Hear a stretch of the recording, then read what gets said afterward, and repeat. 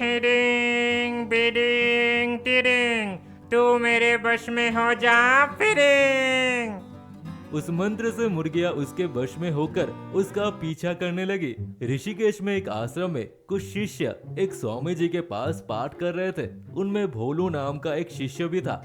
भोलू स्वामी जी को बहुत प्यारा था। कुछ समय के बाद उन सब की शिक्षा पूरी हुई। अब आप सबकी शिक्षा पूरी हुई। आप सबके साथ मेरे आशीर्वाद रहेगा। बेटा भोलू, ये कागज लो। इस पर एक चमत्कारी मंत्र है। इसका उच्चारण करने पर तुम्हारे सामने वाले तुम्हारे वश में हो जाएंगे, लेकिन इसे सिर्फ अच्छे काम के लिए ही इस्तेमाल करना। आशीर्वाद देकर स्वामी जी ने भोलू को विदा किया। भोलू आश्रम छोड़ के अपने घर की तरफ निकल पड़ा। रास्ते में आराम करने के लिए एक पेड़ के नीचे रुका और वहीं सो गया। तभी मुरली नाम का एक चोर उस रास्ते से जा रहा था और वो भोलू को देखा। ये कौन है? देखने में इसके पास कोई कीमती चीज नहीं लग रही। ये क्या पैसों के बदले कागज लेके घूम रहा है ये बेवकूफ? भोलू अचानक उठकर बैठ गया। आप कौन है जी? मेरा नाम मुरली है। तुम कौन हो और यहाँ क्यों सो गए? ये कागज क्या है? ये एक चमत्कारी मंत्र है। इसका उच्चारण करने पर सामने वाले हमारे वश में हो जाते हैं। तो तुम कह रहे हो कि इस मंत्र से मैं देश के पीएम को भी अपनी उंगली पे नचा सकता हूँ? दिमाग में गोबर भरा है क्या? ओ देखो वो कुत्ता, अब ये मेरे वश में होगा, देखते रहो। ये कहकर भोलू ने मंत्र उच्चारण किया।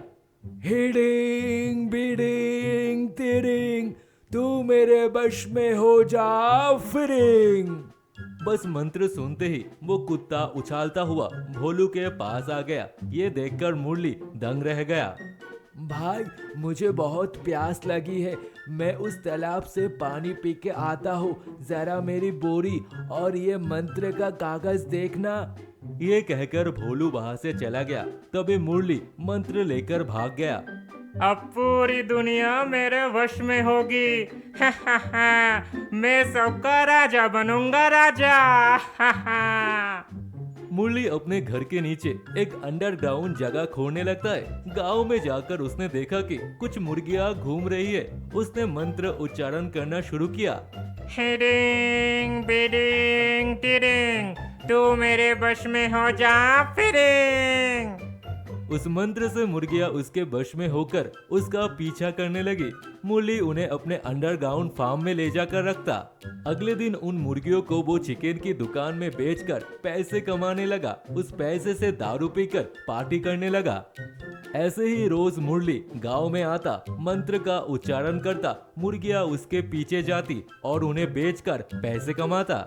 गांव में मुर्गियों के गायब होने की घटना से सारे गांव वाले परेशान थे। एक दिन भोलू ने मुरली को मंत्र उच्चारण करते हुए दिख गया। ये मुरली मुर्गी चोर, इसने मेरा मंत्र चुरा लिया। अब गांव की मुर्गी चुरा रहा। मुझे कुछ करना होगा। भोलू उस चिकन की दुकान वाले के पास जाता है और उसे सारी बात बताता है। ये तो मुरली ने अच्छा नहीं किया। उसे तुम अपने कोई मंत्र से भस्म कर दो। मेरे पास एक तरकीब है। अगले दिन मुरली फिर से चिकन की दुकान पर आता है। ये लो भाई 10 मुर्गी, सही दाम लगाना। हाँ हाँ, सही दाम दूंगा। पहले लो मुरली, आज ये चिकन कोरमा खाओ, तुम्हारे लिए फ्री।